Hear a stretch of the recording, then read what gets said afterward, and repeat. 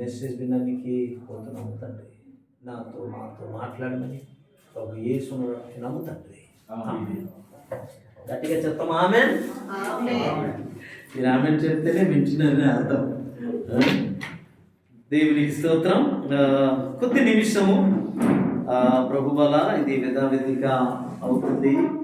మన ఆరాధన క్రమం ఏంటంటే ప్రార్థనతో పాటలతో ఆరాధన స్టార్ట్ చేస్తూ ఆరాధన మెసేజ్, తర్వాత వ్యక్తిగతంగా ఆరాధన, తర్వాత పాట పాడి బాగా మెసేజ్ విని బాగా పాల్గొంటున్నాం. తర్వాత మనము దేవునికి ఏది ఇస్తాము, కానుక ఇస్తామని సిద్ధపడి తీసుకొచ్చారా, లేకపోతే ఏది అనిపిస్తాం కాదు. రాక మునుపే సిద్ధపడి రావాలి. నేను దేవునికి ఎంత ఇస్తాను, దేవునికి ఇది ఇస్తాను, నా బంగారము, నా బోలము, నా సంబరాన్ని. ఏంటి తిరుపతి వెళ్తే కట్టలు వెళ్ళి అక్కడ డబ్బు కట్టలు పెడతారు, బంగారం మూటలు పెడతారు అని కూడా నాకు తెలిసింది. విగ్రహారాధన చేసేవాళ్ళు చేస్తున్నారు, కానీ మనవాళ్ళు అది లేదు. దేవుని దగ్గరికి ఇది చాలా ఇంపార్టెంట్. ఓకే, మా క్రమము చాలా ఇంపార్టెంట్. ఆరాధన మెసేజ్ విన్నాము, ఇప్పుడు బల మెసేజ్ వింటాము, తర్వాత దేవునికి కానుకడ అర్పించిన తర్వాత విజ్ఞాపన ప్రార్థన, ఆశీర్వాద ప్రార్థనతో మనం ముగిస్తున్నాం. ఇది విధావిధిగా జరుగుతుంది అని ఎప్పుడు నిర్లక్ష్య చేయకూడదు. ఏదే జరుగుతుంది అని అనకూడదు. అదే నేను చెప్పిన ఆశ. We should not take it easy. ఇది కస్టమరీలీ జరుగుతుంది. No, every worship day should be a new day for us. Every time when we come to the presence of the lord, ప్రతిసారి దేవుని సన్నిధినప్పుడు క్రొత్తగానే ఉండాలి. అదే నిజమైన ఆరాధన. మంచిది. దేవుడు నిజంగా చాలా అద్భుతం సందేశం ఇచ్చారు. అదే నేను చెప్పని కూడా నేనే అద్భుతం అని చెప్తే అది మంచి ఉండదు. కానీ నాకు మొత్తం దేవుడు నేను చెప్పేది నా మెసేజ్ కాదు, దేవుని పట్ల నాకు కూడా అది ఉంది. నాకు సంతోషం, ఎందుకంటే దేవుడు నాకు ఒక నక్షత్రంగా పెట్టడానికి ఇష్టపడ్డారు. అయితే ఆ నక్షత్రము తన పని ఎలాగా నెరవేర్చింది, అది నేను జరగకపోతే ఇదంతా చాలా విషాదకరమైన విషయం అది మాట. Okay, we are the stars of God. మారు మనసు పొందిన నక్షత్రంగా, తిరిగి జన్మించిన నక్షత్రంగా, పశ్చాత్తపడిన అప్పుడు ఏమవుతుంది, మనము దేవుని బిడ్డగా మారిపోతున్నాము. అప్పుడు ఏమవుతుంది, వెంటనే మనము నూతన సృష్టిగా మారిపోతున్నాము. నూతన సృష్టిని వెంటనే ఏం చేస్తారు తెలుసా, నీకు నాకు దేవుడు తన మందిరంగా తయారు చేస్తున్నారు. మందిరం మారిపోతున్నాము. ఆ మందిరం ఎవరు ఉంటారు, పరిశుద్ధాత్మ దేవుడు ఉంటారండి. అదే కనపడాలి. నేను దేవుని బిడ్డగా కనపడాలి, నేను నూతన సృష్టిగా కనపడాలి, నేను దేవునికి మందిరంగా ఉన్నానో లేదో కనపడాలి. ఇది లేకపోతే చాలా విషాదకరమైన విషయము, ఆలోచించిన విషయము. ప్రార్థన చేయడం మామూలు కాదు. అయితే ఈ సమయంలో మనము ప్రభు వాళ్ళ కొరకు ముందుకు సాగుతామండి. ఒక అంశం చదువుకుంటాం. దయచేసి ఆదికాండము 15వ అధ్యాయము 6వ వచనం దయచేసి తొందరగా చదవండి. కాబట్టి ఒక 10-15 నిమిషంలో నేను బలవంతం మనం ముగిస్తాను. ఇప్పుడు ఆల్రెడీ 12-15 అయిపోయింది. కనీసము 12:30కు నేను ముగిస్తేనే ఇంకా 10 నిమిషాలు మాకు ప్రోబల్ అవుతుంది. 15:6 వచనం. అతడు యెహోవాను నమ్మెను, ఆయన అది అతనికి నీతిగా ఎంచబడెను. అతడు అంటే ఎవరు? అబ్రహాంగా ఉన్నారు. అబ్రహాంగా దేవుడు మార్చారు. ఆయన ఏం చేశారమ్మా? దేవుని నమ్మారు. దేవుని నమ్మినప్పుడు ఒక సంగతి జరిగింది. ఏమైపోయారు? ఆయన నీతిమంతుడుగా ఎంచబడ్డారు.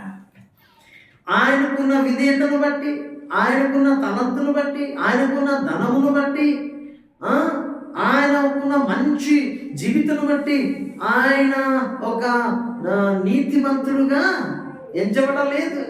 కానీ ఒక్కటి వలన, అది ఏంటి అంటే యేసు ప్రభు నమ్మాలి. జ్ఞానులు తన నక్షత్రము చూసి, ఆయన నక్షత్రం చూసి ఎలాగ నమ్మారు, వాడు యేసు పిలుపు విని, అంటే దేవుని పిలుపు విని ఆయన నమ్మాడు. నమ్మి ఏమి ఆలోచించకుండా, ఏ ప్రశ్నలు అడగకుండా ఆయన ఏం చేశారు? రా అంటే వచ్చేసారు. ఎక్కడికి వెళ్ళాలా, ఏం చేయాలా, ఏది అని ఆ క్వశ్చన్ అడగలేదు. దేవుడు నమ్మాడు కాబట్టి ఆయన నీతిమంతుడుగా ఈరోజు లోకములో మనము చూస్తున్నాం. అంతేకాదు ఆయన విశ్వాసికి ఆది పీతగా మారిపోయాడు, విశ్వాసికి మూలగా అనే పీత అని is the father of faith అని మనము చెప్తున్నాము. ఆది పీత ప్రియులారా, ఇంకా ఒకటి చూస్తాము. యాకోబు 2:23 చదవండి.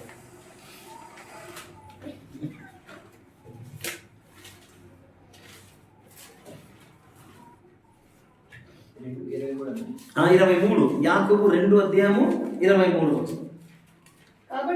కాబట్టి అబ్రహాము దేవుని నమ్మను, అది అతనికి నీతిగా ఎంచబడెను. అది అతనికి అది అంటే ఆ విశ్వాసము నీతిగా ఎంచబడును అని లేఖనం నెరవేర్చబడెను.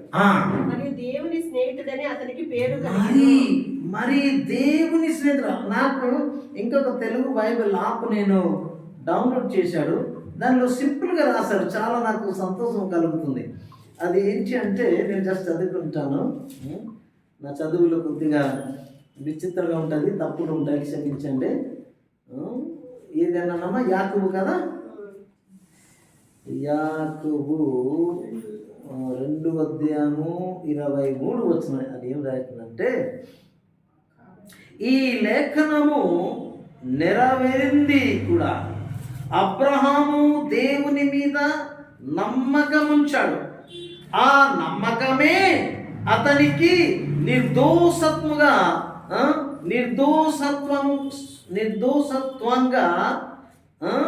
లెక్కలోకి వచ్చింది. అంతేగాక అతని దేవుని స్నేహితుడని పేరు వచ్చింది. చూసారా, స్నేహితుడు కూడా అయిపోయాడు, నీతిమంతుడు అయిపోయాడు. ఆయన ఉంచిన విశ్వాసం వలన. అంటే ఎలాంటి విశ్వాసం అవ్వచ్చు, ఆయన విశ్వాసం ఎలాంటి విశ్వాసం అవ్వచ్చు. కాబట్టి ఆయన నీతిమంతుడుగా ఎంచబడ్డాడు, తర్వాత ఆయన స్నేహితుడుగా మారిపోయాడు. దేవునికి స్నేహితుడు మారిపోయిన కష్టం ఎంత మామూలు మాట. ఇప్పుడు స్నేహితుడు అయితే ఏమైపోతుంది అనొచ్చు కదా. చూస్తారా, యేసు సరే అన్నారు, నేను మీకు దాసుడుగా చెప్పటం లేదు కానీ నా స్నేహితుడుగా చెప్తున్నాను అన్నారు. ఎందుకంటే దాసుడికి యజమాని చేసిన ప్రతి ఒక్క విషయం తెలియదు, అవసరం లేదు కదా యజమాని చెప్పడానికి. అరే బాబు నేను ఇది చేయకపోతున్నా, అది అయిపోతున్నా చెప్పాను, కానీ అరే బాబు ఇది ఇచ్చే అది ఇచ్చే చెప్తాడు యజమాని. ఆర్డర్ ఇస్తాడు, ఆయన చెప్పిన మాట ప్రకారం చేస్తాడు. He will just give order to do all these things. He will not share his plan and purpose all these things. ఆయన చెప్పాడు. కానీ స్నేహితుడు అయితే అన్నీ చెప్తాడు. ఇంకా స్నేహితుడు బ్రదర్, స్నేహితుడు నా మిత్రుడు, నేను ఇది చేయబోతున్నాను, ఎలాగది చేస్తే మంచి ఉంటుందా లేదా సలహా కూడా తీసుకుంటాడు. ఆయన ఏ చెప్పు అది కూడా చెప్తాడు. ఎంత గొప్ప విషయం అండి. దేవుడు నీకు నాకు అబ్రహాంకు స్నేహితులు చేశారంటే ఏ పని దేవుడు చేయబోతున్నాడు కొన్ని సీక్రెట్ కూడా తెలియపరుస్తాడు.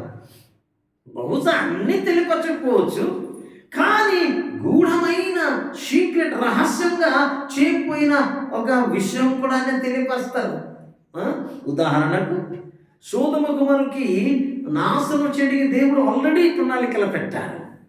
జ్ఞాపకం వస్తుంది కదా, అక్కడ ఎవరున్నా లోతున్నాడు, సోదమ గుమరు నాశనం అయిపోతుంది. అయితే అబ్రహాం కాలంలో నేను ఇప్పుడు సోదమ గుమర పాపము నిండిది బాబు, నేను సహించలేకపోతున్నాను, నేను దీర్ఘ సహిష్ణు దేవుడు కానీ చిర సహిష్ణు కాదు. I am long suffering God but not ever suffering. అది చాలా ఇంపార్టెంట్. దేవుడు స్వాస్థ్యంగా ఏం సహించరు, ఆయన చాలా రోజుల కొరకు, చాలా నెలల కొరకు, చాలా సంవత్సరాల కొరకు సహిస్తారు. చూస్తారు తర్వాత ఏం చేయాలి అది చేస్తారు. అదే దేవుడు చేసిన పని. అది చాలా మంది అంటున్నారు ఇది కాలిఫోర్నియాలో జరిగింది కదా మంట, ఇప్పుడు కూడా మండుతుందా ఇది తెలియదు, కానీ అమెరికాలో ఏ తక్కువ ఉంది, అన్ని రకాలే అంటున్నాం, ఇన్స్ట్రుమెంట్స్ ఉన్నాయి, టెక్నాలజీ ఉంది, వెంటనే అట్లా చేస్తే అగ్ని ఆరిపోతుంది. కానీ చేయలేకపోయారు. మొత్తము మారింది.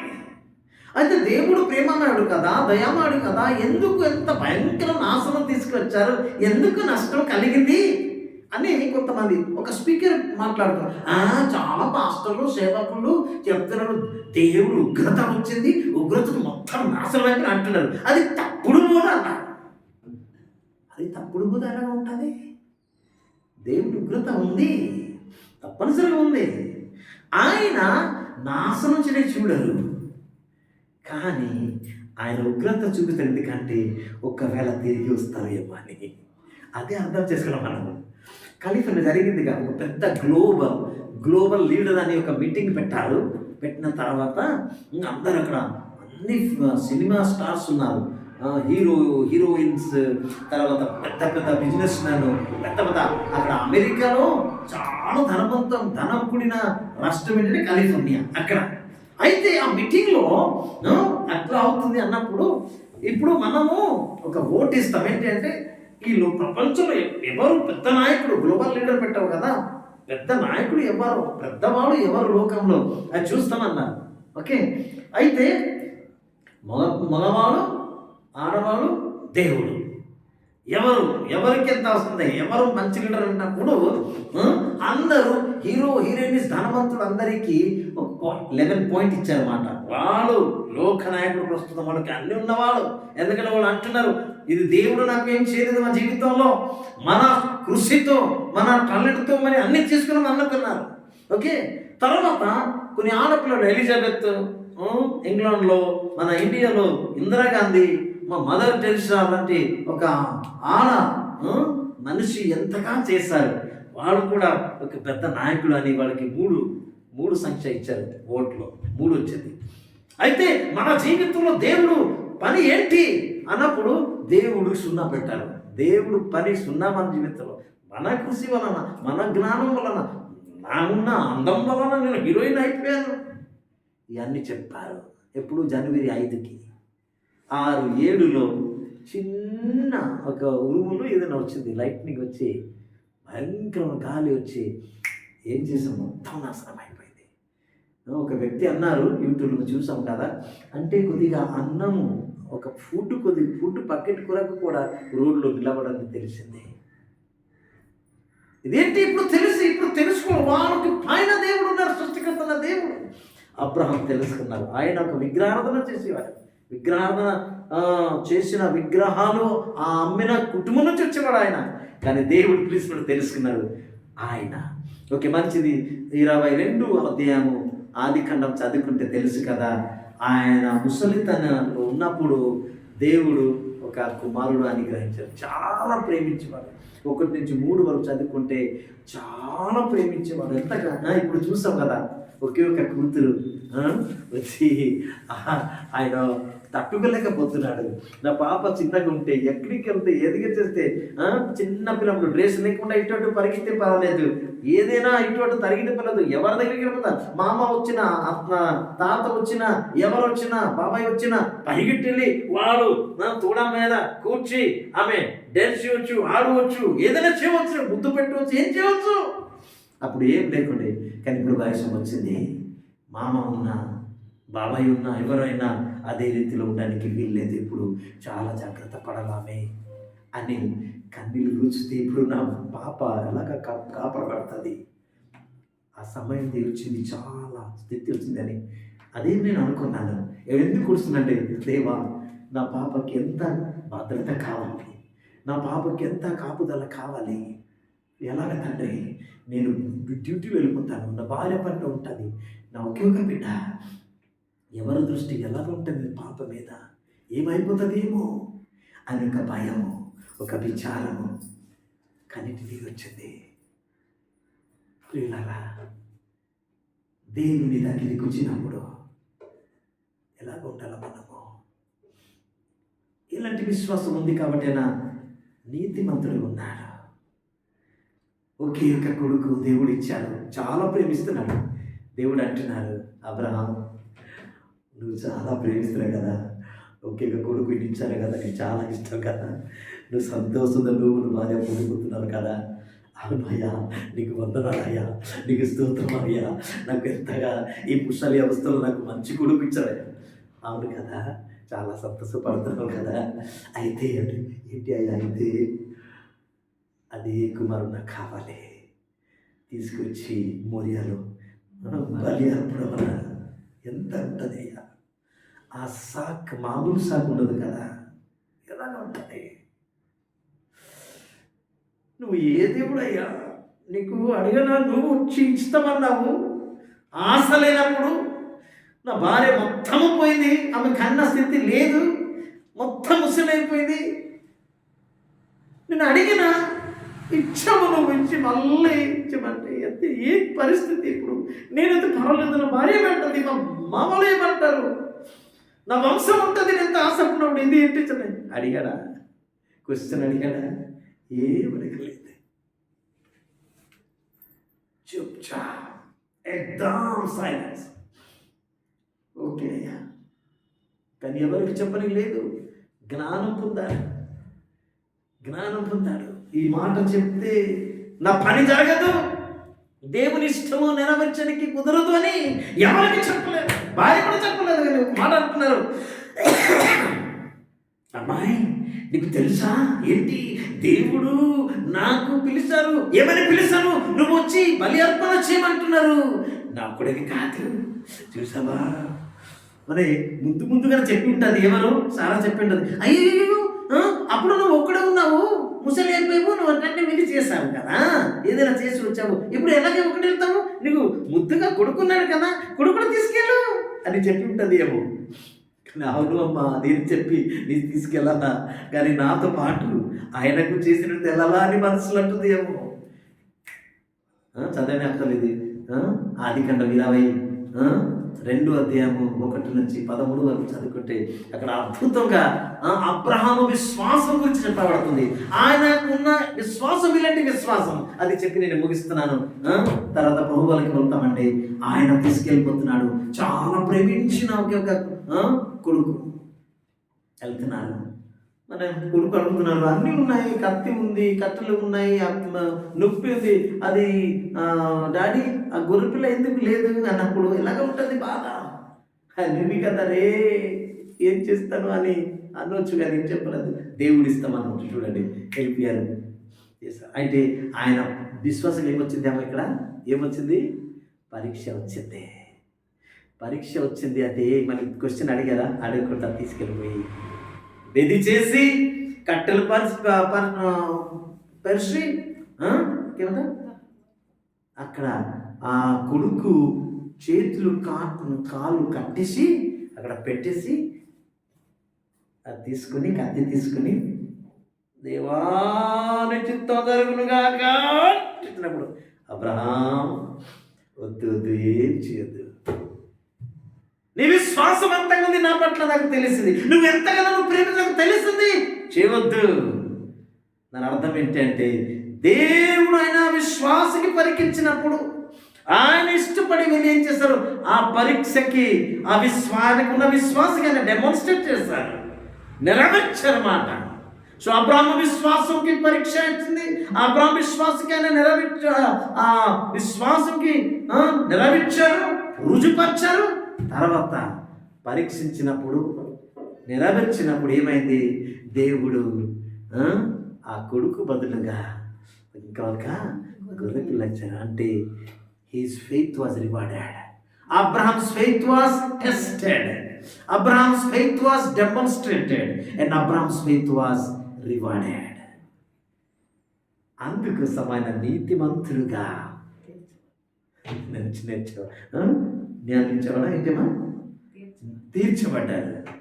తర్వాత ఆయన దేవునికి స్నేహితులు అయిపోయాడు. లోతుకి అన్నాడు, అబ్రహాంతో అన్నాడు, నేను సొదొమ గొమొర్రా నాశనం అంటాడు. అప్పుడు ప్రార్థన చేస్తున్నారు, అయ్యా ఒక 50 మంది కూడా చేస్తారా, 10 మంది కూడా చేస్తారా, ఎలాగ చూడండి మాట్లాడుతున్నారా, విజ్ఞాపన ప్రార్థన చేస్తున్నాడు. దేవుడు తెలియపరుస్తారు. అందుకోసము యెర్మయా 33:3 ఉంది కదా, నా దగ్గరే మొరపెట్టము నేను నీకు ఉత్తరం ఇచ్చాను. తర్వాత నువ్వు గ్రహింపలేని సంగతులు, గూఢమైన సంగతులు అదే అంటే నీ విశ్వాసం వలన దేవుడు చేస్తాడు. ఈరోజు మన విశ్వాసం ఎలాగా ఉంది? మనం చిన్నది తొందరగా ఒక 2 minutesలో ముగిస్తాము. 2 కొరింథీ 13వ అధ్యాయము 5వ వచనం చదవాలి. దేవా స్తోత్రం. 2 కొరింథీ 13:5.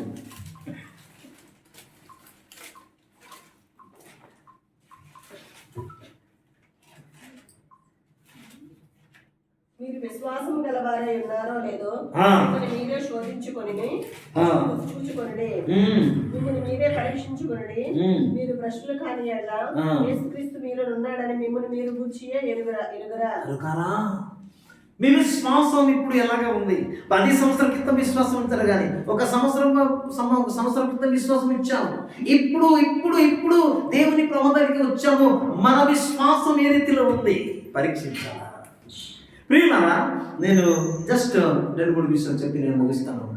ప్రభు వాళ్ళ సన్నిధికి వచ్చినప్పుడు మనము చేసింది 3 విషయం అంటే ఇది చాలా ఇంపార్టెంట్. నా ఫస్ట్ మెసేజ్కి 2 మెసేజ్కి అది సరిపోతుంది అని నేను నమ్ముతున్నాను. 3 విషయం చేయాలి. మొదటి కొరింథీ 11వ అధ్యాయం 24-25 వచనం చదువుకున్నప్పుడు ఒక విశ్వాసి ప్రభు వాళ్ళ దగ్గరికి ఉన్నప్పుడు ఏం చేయాలి దానికి అర్థమవుతుంది. చదవండి అమ్మా. దాన్ని విరిచి, ఇది మీ కొరకైన నా శరీరము, నన్ను జ్ఞాపకం చేసుకున్నట్టుకే దీన్ని చేయడని చెప్పాను. ఆ ప్రకారమే భోజనమైన పిమ్మట ఆయన పాత్రను ఎత్తుకొని, ఈ పాత్ర నా రక్తం వలన క్రొత్త నిబంధన, మీరు దీనిలోని త్రాగునప్పుడల్లా నన్ను జ్ఞాపకం చేసుకున్నట్టుకే దీన్ని చేయడని చెప్పాను. మీరు ఒక్క నిమిషం ఎక్కడ ఉంది? కిందికి వెళ్ళండి. కాబట్టి 28-29 చదవండి. కాబట్టి ప్రతి మనుషుడు తను తను పరీక్షించి అలాగు చేసి ఆ రొట్టెని తిని ఆ పాత్రలోని త్రాగవలెను. ప్రభువు శరీరమని వివేచింపక తిని త్రాగువాడు తనకి శిక్షావిధి కలుగుటకే తిని త్రాగుచున్నాడు. ఇందువలనే మీలో అనేకులు బలహీనులను రోగులై ఉన్నారు, చాలా మంది నిద్రించుచున్నారు. అయ్యా, మనము రెగ్యులర్గా చేస్తున్నాం. ఏది అలవాటు ప్రకారంగా చేస్తే చాలా డేంజర్ అండి, చాలా డేంజర్. పరీక్షించి చేయాలి. నాకు పరీక్షించాలి. అబ్రహాము విశ్వాసకు దేవుడు పరీక్షించారు. మన విశ్వాసకు పరీక్ష. మనము పరీక్షించినప్పుడు మనకు పరీక్షించాలి. ఈ రోజు నేను దేవుని సన్నిధిలో ఎలాగ కూర్చున్నాను? నా వివేకం నాకు చెప్పాలి. నేను దేవుని సన్నిధిలో యోగ్యత కలిగి ఉన్నానా, ఎలాగ ఉన్నాను అని నాకు పరీక్ష చేయకుండా చేస్తే అలవాటు జరుగుతుంది. దానికి పొరపాటు అయిపోతుంది. ఏమవుతుంది? మంచంలో, హాస్పిటల్లో, ఎక్కడ పరిస్థితి ఏమవుతుంది తెలియదు ప్రియులారా. భయంకరమైన పరిస్థితి. ఇది మామూలుది కాదు. ఎందుకంటే దేవుని బల ఏంటి అంటే, యేసు ఇచ్చిన బల ఏంటి అంటే, అది తీసుకున్న నూతన రక్తం ద్వారా తప్పిబడి నూతన నిబంధన. తర్వాత ఈ నిబంధన ఏంటి అంటే, ఇది తీసుకున్నప్పుడు దేవునితో మనకు సంబంధం ఉంది అని అర్థం, సహవాసం ఉంది అని అర్థం. నువ్వు యేసును నమ్మిన తర్వాత ప్రభు వల్ల తీసుకోకపోతే నీకు ఇంకా సంబంధం లేదని అర్థం. నీకు ఇంకా మానవలసినది. అందుకోసము ఎవరితో అందరినీ తీసుకెళ్ళడం లేదు. ఒక సంఘానికి విధి ఉంది. ప్రతి ఒక్కరు యేసు ప్రభువును నమ్మిన తర్వాత వెంటనే బాప్తిస్మం తీసుకోవాలి. దేవుని బిడ్డగా సంఘంలో సంఘంకి చేర్చాలి. తర్వాత సంఘంలో ప్రతి వారం వచ్చినప్పుడు ఆపస్తుని మా బోధ ప్రకారంగా ప్రభు వల్ల తీసుకోవాలి. కానీ ప్రభు వల్ల తీసుకున్నప్పుడు ప్రతి ఒక్కరి పరీక్షించి తీసుకోవాలి. నాకు యోగ్యత ఉందా లేదా, ఏదో పొరపాటు అయిపోయింది. ఎందుకంటే జ్ఞాపం చేయాలి కదా. చేసినప్పుడు జ్ఞాపం చేయాలి. ఏమని జ్ఞాపం చేయాలా? యేసు ప్రభు నా కొరకు రక్షకుడిగా పుట్టారు, నా కొరకు శ్రమ పొందాను, పాపం కొరకు పాత పట్టబడింది, 3 రోజులు లేచి వచ్చారు, పునరుద్ధరణ పరలోకం వెళ్ళారు, మళ్ళీ అయినా తిరిగి వస్తున్నారు నా కొరకు అని జ్ఞాపం చేయాలి. తర్వాత నాలాంటి పాపికి యేసును నమ్మిన తర్వాత, నేను మారు మనసు పొందిన తర్వాత, నేను పశ్చాత్తపడిన తర్వాత దేవుడు నాకు ఆయన బిడ్డగా అంగీకరించారు, నూతన సృష్టిగా మార్చారు, నాకనే మందిరంగా మార్చున్నారు తండ్రి. నేను ఇలాంటిది అని జ్ఞాపం చేసి దేవునికి మహిమపరచాలి. ఇంకా ఏంటి చేయాలి తెలుసా? ఆ రొట్టె తిన్నప్పుడు రక్తం చేయాలి. తర్వాత 7 చదివా 27 చదువుకుంటే అది ఆల్రెడీ సిస్టర్ చదువుకుంది కదా. ఫస్ట్ జ్ఞాపం చేయాలి. యేసు ప్రభు నా జీవితంలో ఏం చేశారు, నేను ఏ రీతిలో ఉన్నాను, ఇప్పుడు ఎలాగ ఉన్నాను అది జ్ఞాపం చేయాలి. తర్వాత పరీక్షించాలి. ఇప్పుడు నేను దేవుని సన్నిధిలో ఎలాగున్నాను పరీక్షించి తీసుకోవాలి. తీసుకున్న తర్వాత కామ్గా ఉంటే అవునండి. అమ్మ ఇప్పుడు చదవండి 26 వచనం ఏముంది? ప్రభు వల్ల తీసుకున్న తర్వాత ఏం చేయాలి? ప్రభు వల్ల ముందు 2 చేయాలా? జ్ఞాపం చేయాలి, పరీక్షించాలి. ప్రభు వల్ల తీసుకున్న తర్వాత ఏం చేయాలి? చదవండి. మీరు ఈ రొట్టెలు తిని పాత్రను త్రాగినప్పుడు ఎలా? ప్రభువు వచ్చే వరకు ఆయన మరణం గురించి ప్రచురం చేయాలి. అది అర్థం ఏంటి అంటే నువ్వు నేను ఆయన కొరకు సాక్షిగా ఉండాలి. అయినా నక్షత్రంగా ఉండాలి, నడిపించాలి. ఒకవేళ నేను యేసు ప్రభు నాని రక్షణ పొంది, అమ్మ తల్లి అర్థమవుతున్న మాట కొద్దిగా అర్థం, నా తెలుగు చాలా విచిత్రంగా ఉంది, దయచేసి క్షమించండి. నువ్వు నక్షత్రం మారిపోతావు, కనపడిన నక్షత్రం అయిపోతావు. అంటే మారు మనసు పొందావు, పశ్చాత్తపడ్డావు, మారు మనసు పొందావు, భక్తి శుద్ధి తీసుకున్నావు, ప్రభువులో తీసుకుంటున్నావు, నక్షత్రంగా ఉన్నావు. ప్రతిరోజు ఎందుకు రక్షణ అంటే జ్ఞాపం చేసిన నిమిత్తము, నేను నాకు పరీక్షించిన నిమిత్తము, నేను నా గురించి. ఈరోజు చాలా మందికి అలవాటు అయిపోయింది కదా, మా స్మార్ట్ ఫోన్ ఉంటే స్టేటస్ గీకుతూనే ఉంటారు. ఎవరు ఏమి స్టేటస్ పెట్టారు, ఎవరు వేసిన అసలు ఏముంది చూస్తూనే ఉంటారు. స్టేటస్ గీకేది అలవాటు అయిపోయింది అందరికి. కానీ నేను చెప్తాను, మనందరి స్టేటస్ దేవుని దగ్గర ఉంది. మొదటి స్మార్ట్ ఫోన్ మనమే అన్నట్టు ఆయన చూస్తున్నారు. అయితే ఎవరు స్టేటస్ చూడకుండా నేను నా స్టేటస్ దేవుని వాక్యం పోల్చి చూస్తే ప్రభు వల్ల కొరకు నాకు మంచి బలం దొరుకుతుంది. దేవునికి స్తోత్రము. అయితే ప్రభు వల్ల ముందు విశ్వాసం వలన రక్షణ వచ్చింది. ఎలాగ విశ్వాసం ఉంది? ఆయన వాక్యం వినవలన విశ్వాసం వచ్చింది, రక్షణ వచ్చింది. దానివల్ల నీతిమంతులకు మార్చున్నాము అబ్రహం వలె. కానీ నేను జ్ఞాపం చేయాలి, పరీక్షించాలి. ప్రభు వల్ల తీసుకున్న తర్వాత ఆయన కొరకు సాక్షిగా ఉండాలి. ఒక కాపరి ఇంకొక గొర్రెపిల్లకు కన్నారు, కానీ ఒక గొర్రెపిల్ల ఇంకొక గొర్రెపిల్లకు కంటది.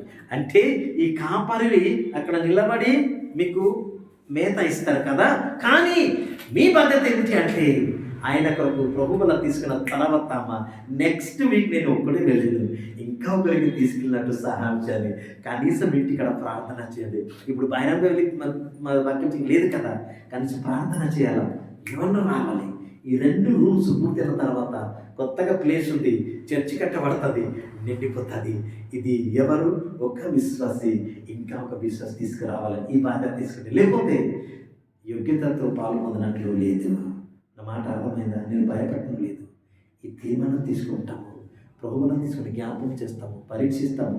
ప్రభువులను తీసుకున్న తర్వాత దేవ సహాయం చేయండి. కనీసం ఈ సంవత్సరంలో ఒకే విశ్వాసికి చర్చికి నడిపించిన నిమిత్తము ఆ నక్షత్రాన్ని వాడుకుంటానని బాధ్యత ప్రార్థన చేస్తారా? రండి, ప్రార్థన ఉన్నప్పుడు